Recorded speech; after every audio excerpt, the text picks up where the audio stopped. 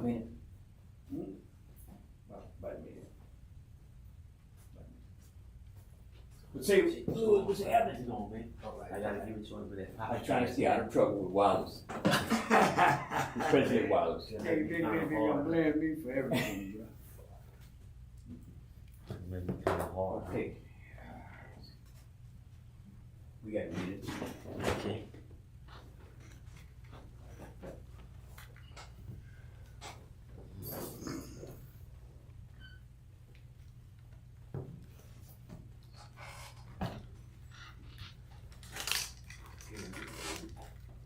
Mute y'all sound, not watch. Sound check, 1, 2, 1, 2. I just muted y'all over here, so in case you don't hear. Yeah. I can hear. Okay. Once I transition into.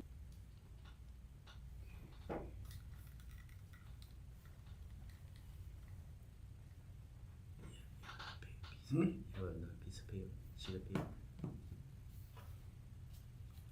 I think it goes to the back. Yeah. You got a pen?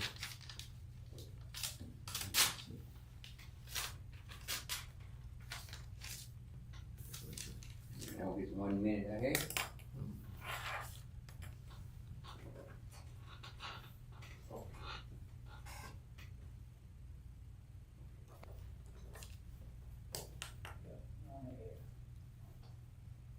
So we on.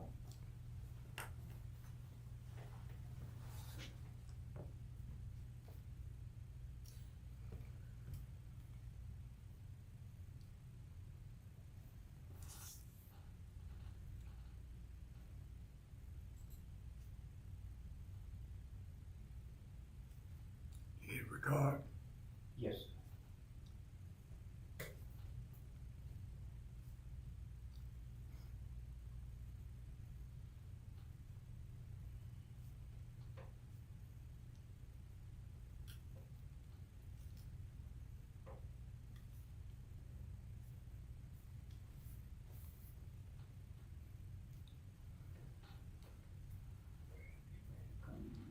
Okay. Let you see yourself on the screen.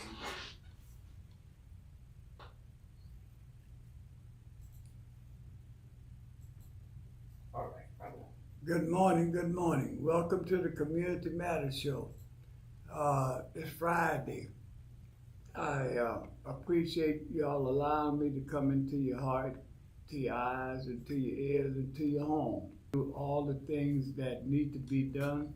Our Community Matters Show, we try to bring the community up to date and what's going on and all the things that we need to know for our city, our parish, and basically our state.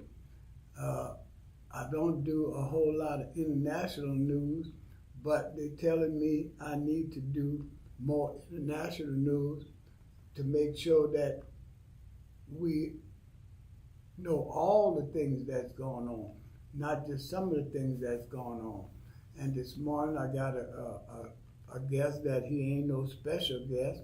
He come on the show whenever needs to be come on, you know, for to tell us about what's going on with the council meeting, and that's City Council District 1, Pat Lewis. But before we get into that, y'all know I like to start my show off with a prayer. You know, I'm going to call the prayer warrior and see how she's doing today. Our prayers been being answered, you know, all kind of ways with her, you know. And that's a good thing about what's going on with her and the prayer, you know. So I want to say good morning to Florida, Ohio, California. Good morning now. You know, so I want to say good morning to everyone in Lafayette Parish. And on the line I have the prayer warrior, you know, and like I told you guys, y'all prayers have been very helpful, very beneficial, because now she's back and she's back strong. You know, she was telling me she was so down she couldn't drive her own car. Now she could drive her own Corrigan. Yeah. So, morning. I'm doing good, sweetie. I'm still living on the prayers from everybody. I'm grateful. I'm thankful. I appreciate it very much. And I know that's what I'm living on. I can feel the prayers. Yes, And yes. I have the word ready for you guys this morning. Good morning, and we ready for it. Come to me, come to me, come to me. This is my continual invitation to you, proclaimed in holy whispers. When your heart and mind are quiet, you can hear me inviting great effort on your part. It is more like ceasing to resist the magnetic pull of my love. Open yourself to my loving presence so that I may fill you with my fullness. I want you to experience how wide and long and know my love that suppresses knowledge. This vast ocean of love cannot be measured or explained, but it can be experienced. And this information can be found in Revelations 22 to 17, John 6 to 37, and Ephesians chapter 3, from 16 to 19. Wow. Thank you for always igniting our spirit, igniting our heart into the word that is so precious, to where we could really activate our spirit. I thank you. That's right. And don't forget, I'm very proud of you guys. You know it, Robert.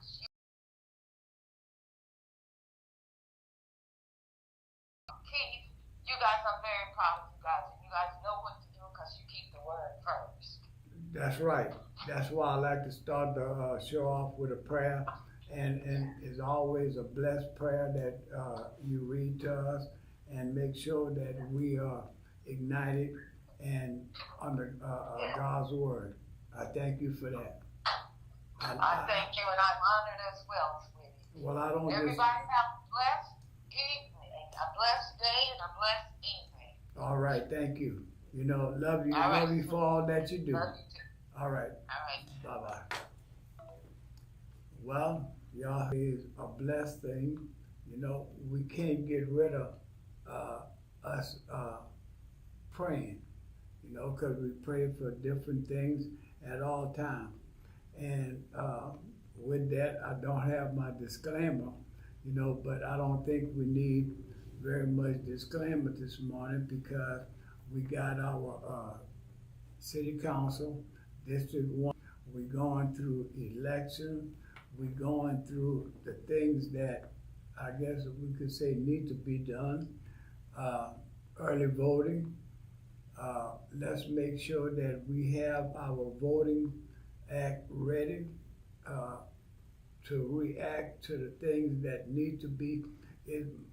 Blessed to be a registered voter.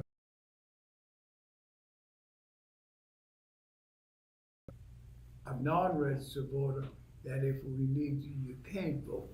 So let's make sure that we doing all the things that we can, for our civil rights, and the things that we need to make sure that things are going right in our community. We may not want to vote, but guess what? This is the process. And if we participate in the process, we're going to get things done. Not participating in the process, we can't get nothing done. Patrick Pat Lewis, District 1 representative, and right now he's running for state representative 44, and he got a number now. His number is 73, number 73. Sound like somebody age. Yeah, almost close to my age anyway. But with that, I want to introduce him as, you go around the community and people say, oh, he ain't doing nothing. Well, let me put this a little bit on the agenda for today. As what he has done and what he's going to be continue doing, even though if he goes, when he get to State Representative, District 44. Early voting at Martin Luther King. In closing the swimming pool at Martin Luther King.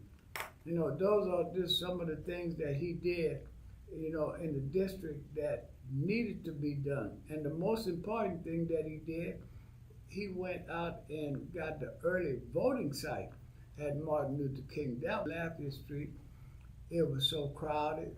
You had to go on the elevator. Some people couldn't take the elevator because now you had too many people going up, so you only could put so many people on the parking spot. You got plenty access to getting in to vote, you know. Okay, after all the things that was done at Martin Luther King, let's go to the underpass, you know. The underpass was highly needed. It was Lafayette resident. You had to come on the mildew, cement, and things like this here. The underpass wasn't being kept clean. Now it's kept well up. You know, I'm gonna add this that I didn't put on my list. But at one time I thought they had got rid of all the street sweepers. Until he got in office, the street sweepers came back. They started cleaning up his district. You know, the railroad, it was an awful place to pass. You know, he went and found out who was responsible for that. You know, also what he did as he came in office, we had Martin Luther King Memorial Parkway sign. You don't drive on the left side, you drive on the right side. So he was aware of that, and he made the signs come on both sides of the street. West of the Evangeline Thruway, he did all of that, you know. East of the Evangeline Thruway, they still basically remain the same, you know. So we're gonna make sure that he got all the things, but at the same token, we into budget hearing right now. And they got a lot of things on the budget. You know, some people know about it, some people don't know about it.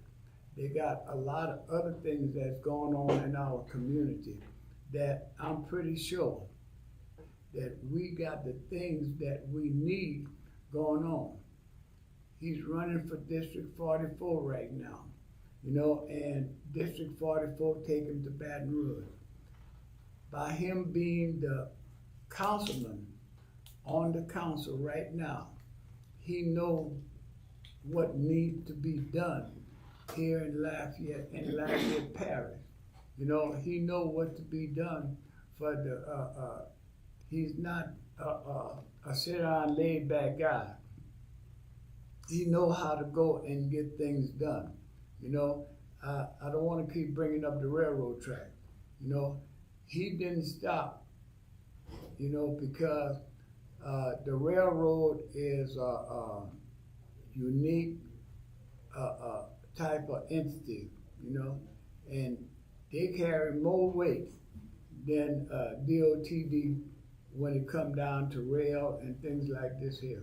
You got Amtrak running on the railroad track, you know. See something good. So if you decided to come back when you travel through Lafayette and Lafayette Parish, you're gonna look at things a whole lot different. Instead of say, oh, I don't want to come back here. They don't know how to cut their grass. They don't know how to do this, you know. So it's a lot of things that, and these are the things that I know that he did. But he got a whole lot more that he have done behind the scene, you know, in his office, with his staff. And say good morning, Councilman Pat Lewis. Good morning. Thank you for having me here today. Oh yeah, And- always a pleasure. And thanks to your listening audience. Okay. Is it my turn? Well, I'm gonna tell. That was a long introduction. I'm gonna have to vote for you. I don't even live in you this. Well, all the things that I talk about him, this is factual information, and this is what I kind of get upset about when people say, "Oh, he ain't doing nothing," and all these things I just said to you, he's doing. He has done. He's the only councilman that they attacked it. They changed his district. He was in a historical district, District 3, when he first got in office. But I don't want to kick down no other representative, no other council person, but it looked like that attack was to make sure that it made it harder for him to get things done. And he didn't stop. He may be short, little, but he carry a big punch. And that's what's good about him. And that's what makes it all good. So, Councilman, I know I gave you a good introduction, you understand me, but it's more to it than that, because some things I felt it was better for you to say what you was doing, San Antoine, Willow Street, all the other things, the drainage that you have taken care of. I was on a bus tour with you, and I was shocked to see all the things that the people that was on the bus, that you had things done that you did for. So, like I said, I'm gonna give you the opportunity to add on to what you've been doing, and I know it's gonna be good. You going to Baton Rouge, you're gonna make it better, because now you know what the city and the parish need, are the people that you're gonna be representing need. And a lot of monies come from Baton Rouge, a lot of things that could be done in Baton Rouge, you know how to get it done. So now it's your mic. Well, I'm glad you let me talk, because people might think, well, he don't talk. He don't want to do all the talk.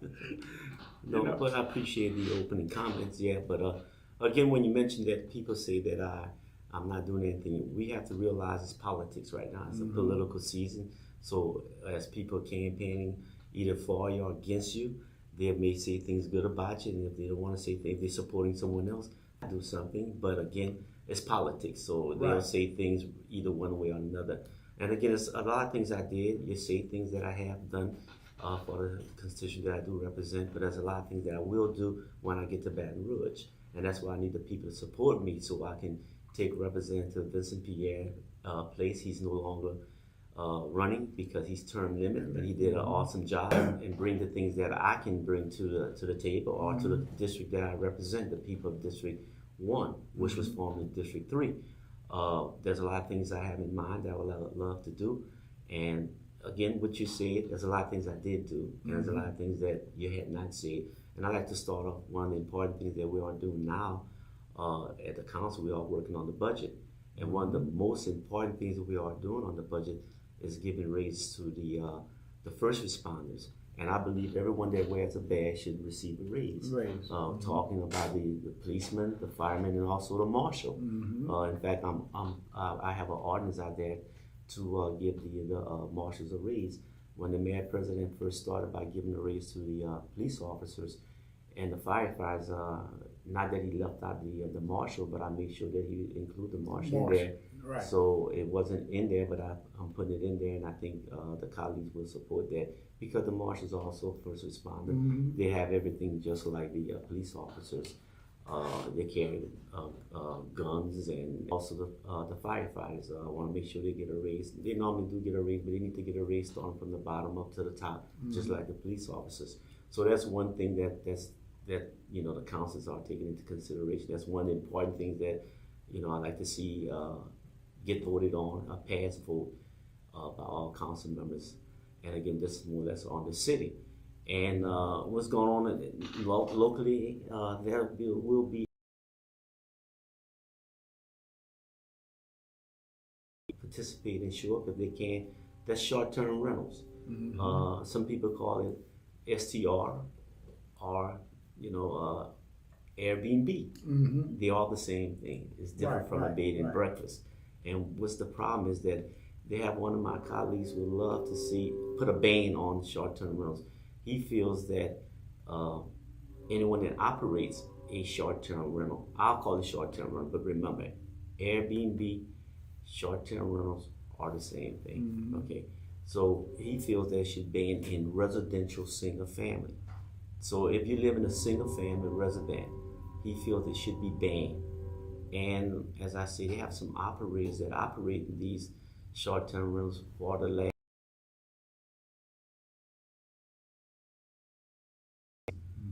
So why don't let him get grandfathered in?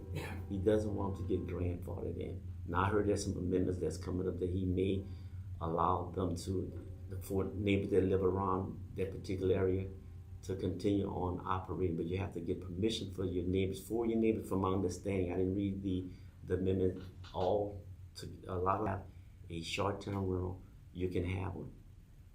And again, remember, we talking about in single-family residence. So you have some people coming out and supporting him, but I want people to understand what single-family residence is. Just because you live in a neighborhood that mostly everyone home is single-family doesn't mean your zoning is single-family. Your zoning may be residential mix, meaning that you can do small business, barbershop, things of that nature. That's residential mix. So a lot of people may be in a residential mix and you're fighting not to allow it in a single family residence because you think you live in a single family residence. And you don't. You live in a residential mix. And that's where a lot of people is confused. They're thinking, oh, because my neighbor has a single family, I don't have any apartments in my neighborhood, or I do not have any. Hold on, Carla. Or I do not have any grocery store resident. No. Check your zoning before you come in support not to having a single family, because you're allowing people not to have it in their neighborhood, but you're allowing it in your neighborhood. And some people come out and I saw them, they came support not to have it in certain neighborhoods. And I told them, do you know what you are fighting for? You're fighting to keep it out of their neighborhood, but bring it to yours. No, it's single family. They check and they find out they are in a residential mix. And I say, you're fighting for the wrong thing. Before you fight, make sure what you're fighting for. Okay. So if you don't want it in your neighborhood, make sure you're in a residential single. You got one of those? I have one of what? Well, I live in a single family, but I don't mind having a short-term rent. But I do not own a short thing. Again, this is politics. I heard there's somebody saying that I have some, short-term rentals, and I do not have. I have rentals, but they're long lease rentals. Yeah. Okay. And the difference between a long lease rental is that you sign a lease, and all my rentals are leased. Short lease is not short-term rental. So that's important. So I'm glad you brought that out, because some people don't want people of color in their neighborhood, and that's how they are keeping. Yeah. They want to keep certain people of color out of their neighborhood, but they can go in any other neighborhood. They say, "Oh, put them in a commercial, put them in our mix," because they figure that people of certain color will not look and find out what zone they're in. But I'm here to tell them that you are in a residential mixed neighborhood, and you allow the people that don't want them in their neighborhood to go in your neighborhood. Yes. We got a call. Oh, okay. Good morning, caller. Hey, good morning, John. How y'all doing? Oh, we doing great. And yourself? I'm doing good. I just want to call and I just wanted to piggyback on what the host was saying about Mr. Lewis. You know, when this guy was our councilman in our district, I saw this guy often. I actually knew what type of car he drives. You know, because the guy, you talking about the big things he did. Not tell anybody about a lot of little things that Pat had did when he was our councilman. Now we have a community, like a neighborhood meeting every so often, and he had a few of them. He wasn't too helpful. So I just wanted to say I agree with everything what you were saying about Mr. Lewis, because he was a very good councilman I wish you good luck in the future, and I want to just put it out there that you're one of the best councilmen we ever had in our district, and good luck going forward, sir. Y'all have a great day. All right, thank you for the call. Thank you, caller. And yes, I did do a lot in the area, and there's a few things like Mr. Wallace was saying that I have done. But again, there's a lot of things I did, and a lot of things I have done, and a lot of things that I've done that nobody really knows. Because I don't want people to think that I'm bragging. You say, well, no, it's not bragging. It's facts, and it's true. The facts is there. But there's things that I have done, which I said a few times. But there's a lot of things I would love to do in Baton Rouge if you guys can help me get to Baton Rouge. Because, and a lot of things when we talk about politics, because I'm with the administration right now, the mayor president. But you have to be a negotiator. All the things that's done in the district, I have to get the mayor to approve it. If the council members, nothing going to get done. So if I get to Baton Rouge, whoever's the governor, I would love it to be Sean Wilson, but if he's not the governor, right? If it's someone else that people really don't like, I have to work with him. And if I can work with him, which I know I can, things are going to get done for Lafayette, especially for the north side, for the people that I do represent. All my jobs, since I started in a career, you was a customer of mine for anything you needed, from cashing checks to loans and what have you. I had to work with you. I had to negotiate to make sure you get what you need. Then I went to the school board. I had to work with the bus drivers. I had to work with the parents. I retired as an auditor from the school board. I worked 26 years in the school board. I worked in different departments. And again, I retired as an auditor, and I had to work with the auditors, with the people that I'm auditing, with the staff. I had to work with everyone. I don't care what type of audit I did, from a mechanic, a grocery store, to a doctor, to an attorney. I wish I could have, but I worked with them. Now when I became a city councilman, I had to learn that, hey, no matter who was the mayor, from Joey Robideau to Josh Guillory, to get things done. There's a project that's been on the book for almost 50 years, the Walker Road project, the drainage project. A month ago it was completed. 1 month ago it was completed. That's something that's been one of the oldest project on the books, and then finally got completed a month ago. And how did it get completed? When the administration, when we started the budget, he asked me, give me 5 things that you need in your district. He asked all council members that. And I told him one of them was the Walker Road project. You have a call. We got a call coming in. Good morning, caller. Good morning. How's everything going for you this morning? I'm doing good. I see you have my good friend. You got a question or a comment for her? Oh, I got a question for my friend Pat Lewis. Okay, well, come on with it. Well, good morning, Councilman Pat Lewis. I want to say I adore Councilman Pat Lewis. He's been my friend for a very long time, and Pat has done a fantastic job as our city councilman, and I think he's going to be a fantastic job as our new state representative. I adore Pat. Anytime I needed Pat always helped me out, and I want to tell Pat I'm standing behind him 100%, and I'm supporting him 100%, and I hope he knows that I got his back. Well, remember that number, 73. That's the number you're going to be voting for, on election day or early voting. No, the number coming yet. I got to check to see my number came in. Well, hey, he got his number, so that's why I'm telling you, number 73. Okay. Well, Pat, good luck, man, and I'm behind you. Thank you, sir. All right. Yeah. Thank you for the call, and thank you for all the flowers that you gave me this morning. All right. Yes, my number is 73. Again, they've been completed about a month ago, and we start on another project, the university. It'll be 3 phases. The first phase we're starting now. If you pass on university, anywhere from Interstate 10 going south till the underpass or up to Cameron Street, they start to mark the lines and doing some utility movement, easement, get them out the right of way and what have it, because they're getting ready to put sidewalk on both sides. So there's another project I initiated when I first came in office. It started under Robideau. administration that is going to be completed and starting again. Start on the road door. He's getting the money. We had to go to Baton Rouge and get the money out there, and with some money came down the pipe, and the administration was able to help me put it into the university corridor. So there's a lot of things that's going on on university. We starting off with the sidewalks on both sides, and the east and the west side, and also going to put some new utility pole.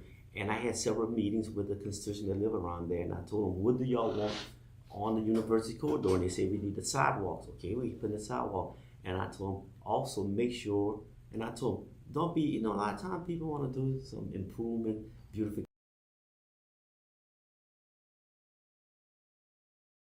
You want to make it, I don't want to put, I say, I don't care, put a big dollar sign, we go in and get the money. What? I say, they want to put flowers, some azaleas, and a few plants.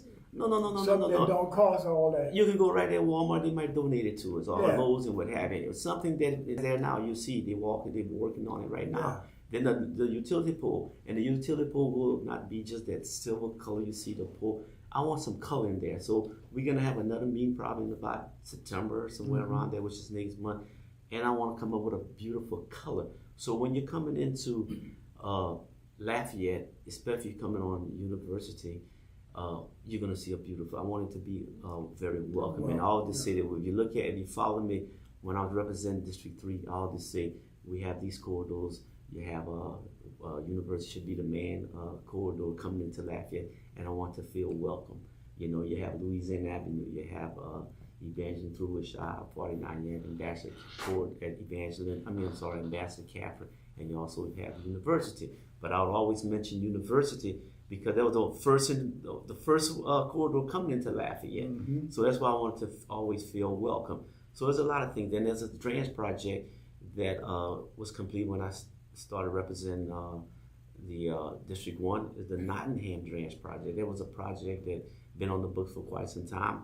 I hadn't represented them, but in 3 years I was able to make that happen. Also Acorn, I did represent them. And I did also a drainage project on Helen Street. So to make years, I brought in close to $100 million into the north side of town, and 98% was in the black community. 98% of $100 million.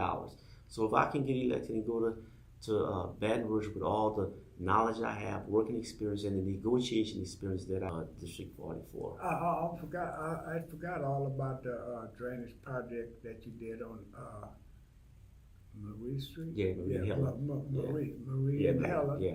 We had a bad dip on Marie Street. You straightened that out.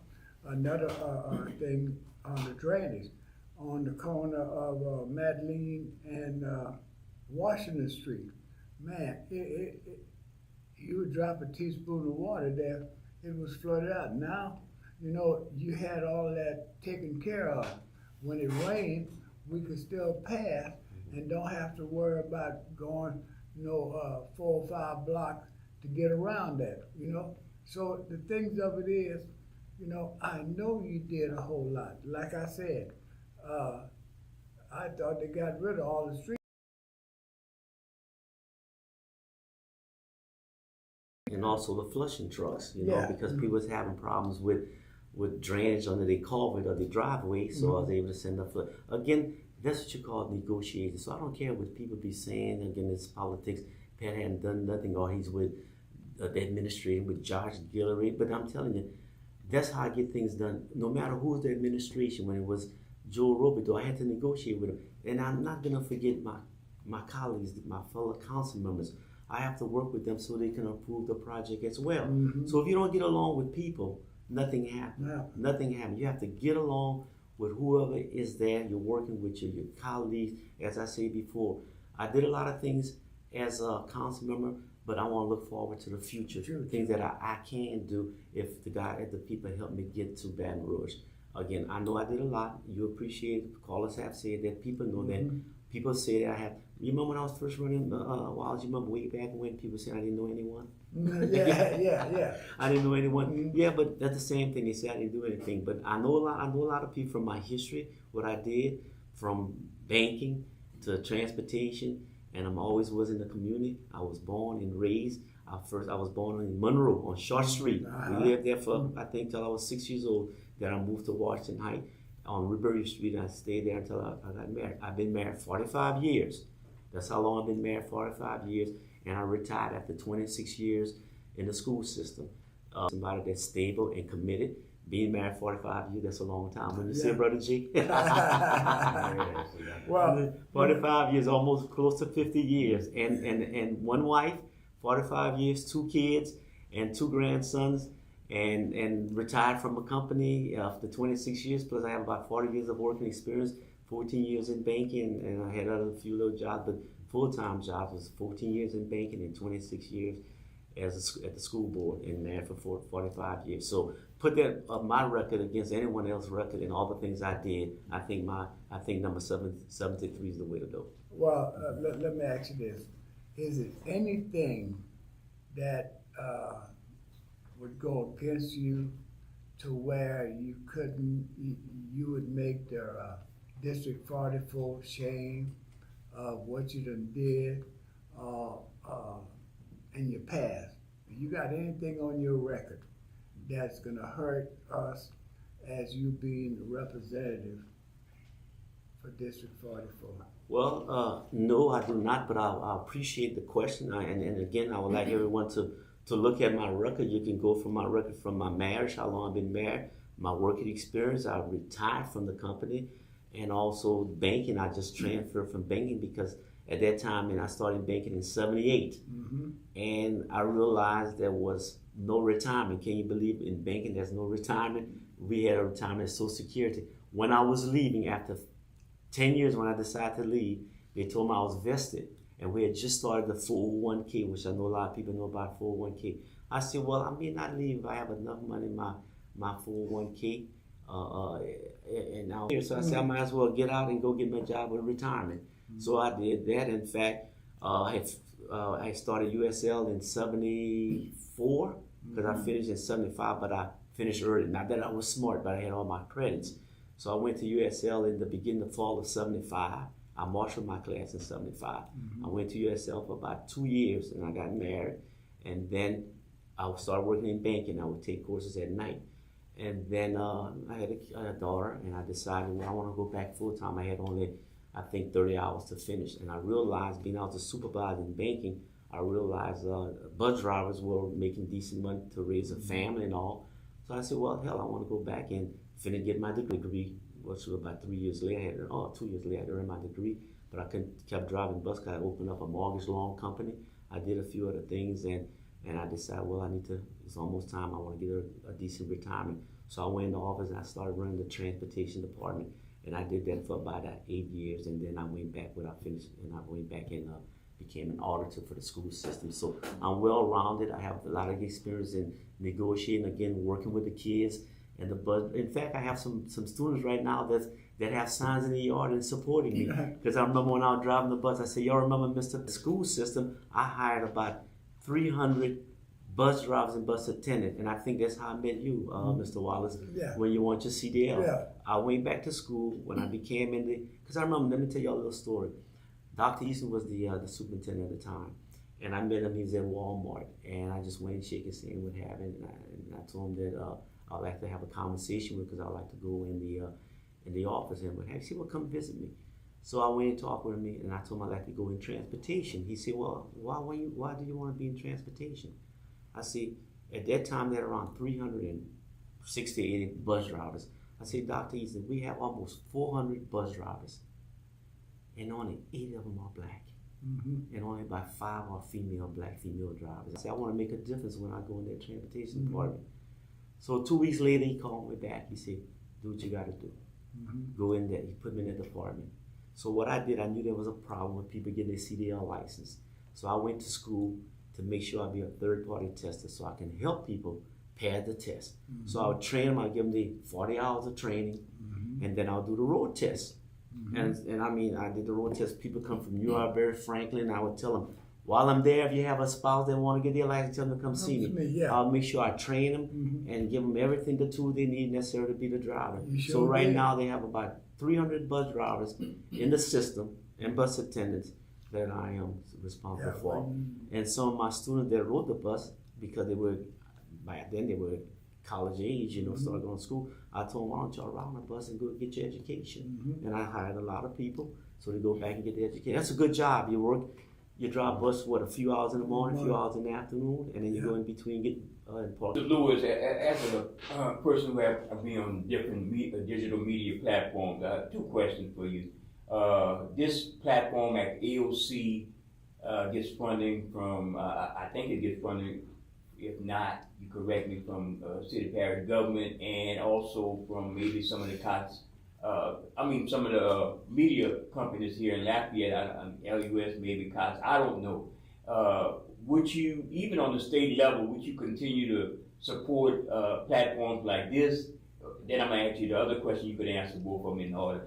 And as the candidate for District 44, what do you feel is the most pressing needs in the community if you are elected as the next representative from that district? Okay, your first question, yes, I think last year, we contributed close to $300,000 to AOC. In fact, you guys usually have a meeting, not a meeting, but a little celebration once a year. I remember I came to mostly all of them. And, I'm a big supporter of AOC, and I can't speak for my other colleagues, but I do believe that as well, because I know last year, that's how much money we contributed out of town. One of the things that I, not only in the north side of town, but Lafayette as a whole, because, you're more than one district state representative in this particular area. And also, me represent St. Martin Parish and St. Landry Parish. But there's a lot of issues that Lafayette that's dealing with right now. One of the big major issues that we have in Lafayette, not the other parishes in Lafayette like Broussard or the other cities. I'm talking about Lafayette as a whole. I do believe that we need an elected chief of police or commissioner, something like that. Not one that's appointed by the administration. Someone that is liable or beholden to the citizens of Lafayette.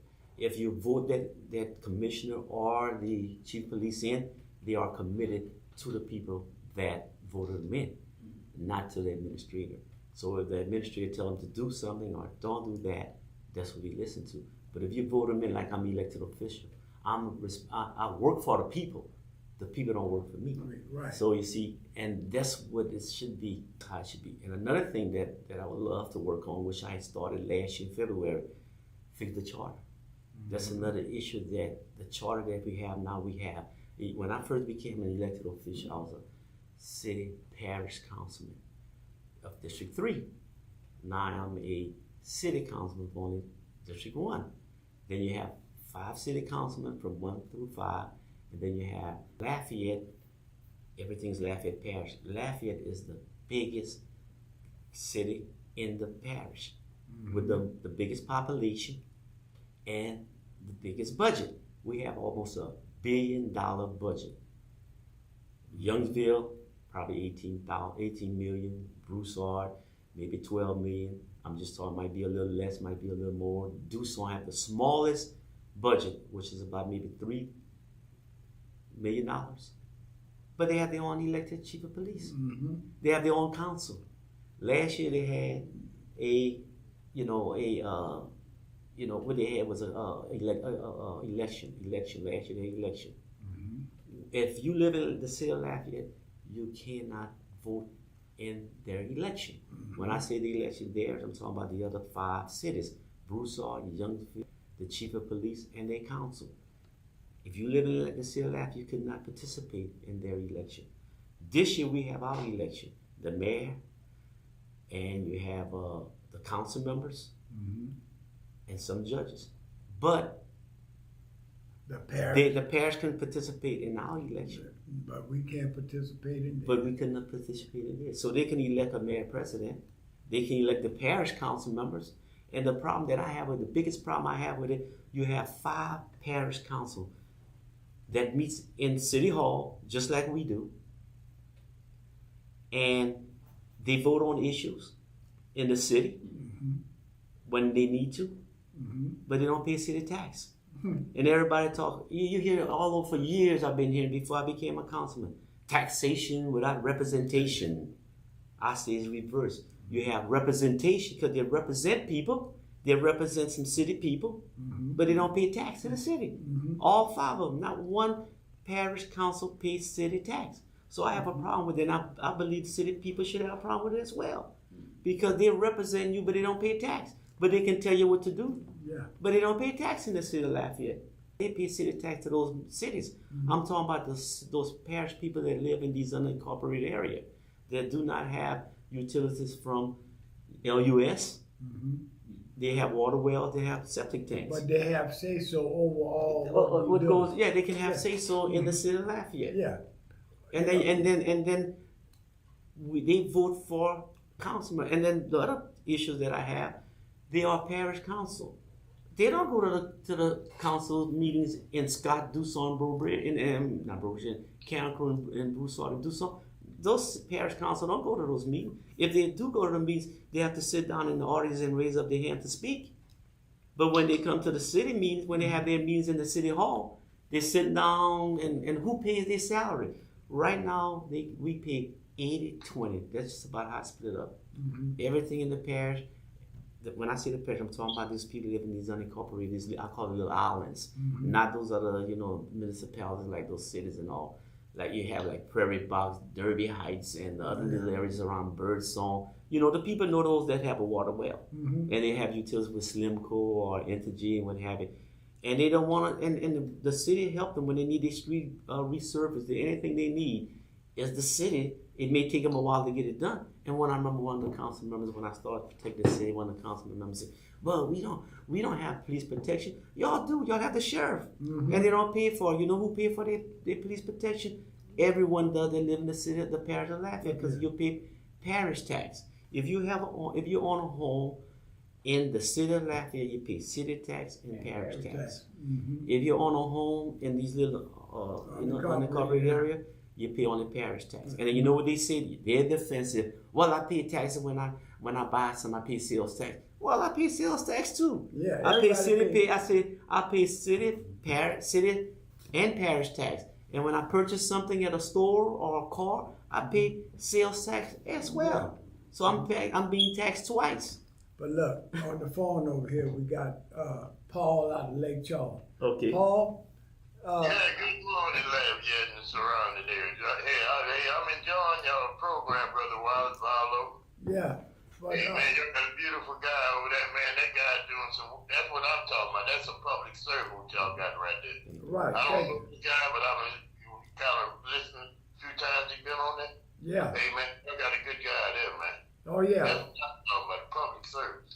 Well, that's why he needs to go to Baton Rouge, and I know you got a lot to talk about, Paul, but our time is winding down. We got like 5 minutes left, and I want to give him, as much time as he needs to keep bringing the program that he have established to the forefront, and we're gonna get back with you later on, but the thing of it is, he got a number that he got to keep letting everybody know, number 73. That's a beautiful thing, Brother Wallace, what y'all got over there, man. More power to y'all, man. It's just about liberating our people. That's what I'm about. And we thank you for all the support that we get from you, out of Lake Charles. I always call you Paul out of Lake Charles. So, we got about 4 minutes left, so let it. One thing I'm gonna share with y'all. I'm tired of living over there in Baton Rouge.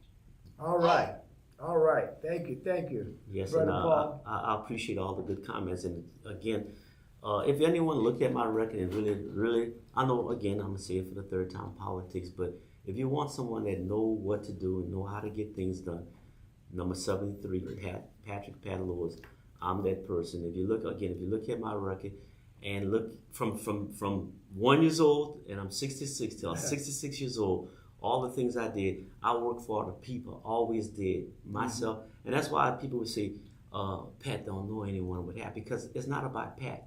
I always put people there first. When I do something, all this say, my motto was, if I can't help you, I'm not going to hurt you. Now, sometimes there's certain things that I cannot do, but I'm going to do it. I will. But again, I try everything I can. My phone, as soon as I took office 7 years ago, going on 8 years, I always give my cell number. I can be reached anytime. And believe it or not, people call me on Sundays. I even had people call me on a Christmas day and say, I'm not calling to tell you simple. Monday, or are they picking up the trash? Something like that. Yeah. But I answer my calls. No matter where I'm at. I used to travel a lot, but again, the main thing is my number is 73. My name is Patrick Pat Lewis. Please, and I ask any and everyone, check my record out. I don't care what you do, my police report, public report, whatever you want to check. You can go to my neighbors where I grew up at. Just check me out. Don't vote for me just because you heard my name. I appreciate it, but find out about me. See, know about me. See if I'm a good public servant like this guy said. I guarantee you, all the things you hear about me as far as the good things, the things I did, is facts. I want to do that. District 44, and my number is 73, Patrick Pat Lewis. And I appreciate the support. Help me to get there so I can get the things done in Lafayette that we deserve. So, and I'm the person that can get it done for it. I have the negotiation skill, get along with people, making things happen. I did it in Lafayette, and I can do it in Baton Rouge. Thank you. Oh yeah. Well, with that, I want to wish you all the luck. Well, I don't call it luck. I'm gonna give you prayers and everything else that you need to get to Baton Rouge. Brother Jay, you got any? Well, I just want to go to my website. You go to my website, it's electpatlewis.com. Okay. Say it again. Electpatlewis.com. Mm-hmm. And I was waiting for him to say his website. Yeah, electpatlewis.com. You can look on my website, and there's a lot of information about me. And every once in a while, I'll be updating it as time goes. Again, and my number is 337-25. What have you. And I'm also welcome for donations. Don't forget about that, like everybody else do. Yeah. Also to help me out. I really want to get to Baton Rouge to work with the people. I'm retired. That's all I do. I don't just like I do now. I've been retired for the last 8 years. Mm-hmm. And my job, I'm committed to the people that I represent. I don't have another job. I'm not looking for a job. I have my job. It comes in. Pat Lewis. electpatlewis.com, number 73 on the ballot. Thank you. Oh yeah. So with that, I thank you guys for allowing us to come into your eyes, to your ears, to your home, and through your leadership. And that's proven leadership. Proven leadership. Yeah. You guys have a great weekend. Don't forget the People Talking Tech Show tomorrow at 9 o'clock, 88.3. June Andrews Show come on at 1 o'clock this afternoon, 88.3. Business to Business. The Open Line Show on Wednesday from 9 to 11. Hey, we got all these, it's real. And we're going to keep trying to let everybody know what we have going on. If it's not the truth, we're not going to bring it to you. With that, thank you, AOC, Brother Jay.